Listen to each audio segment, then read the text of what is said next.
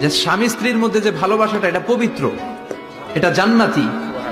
এই ভালোবাসা জান্নাতে শুরু হয়েছিল সাইয়েদনা আদম আর হাওয়ার মধ্য দিয়ে। চিল্লা এখন ঠিক কিনা? স্বামী স্ত্রী দুইজনে একের হাতের সাথে আরেকজনের হাত মিলালে হাতের সগীরা গুনাহ মাফ করে কে? আল্লাহ। স্ত্রীর চেহারার দিকে নজর করে তাকালে চোখের গুনাহ মাফ করে দেয় কে? আল্লাহ। স্ত্রীর জন্য প্রতি মাসে যে খরচ দেন, এই টাকাগুলো সদকা দেওয়ার সওয়াব আছে না নাই? স্ত্রীকে যে দামি দামি ভ্যানিটি ব্যাগ কিনে দেন, এটা তো সওয়াব আছে না নাই?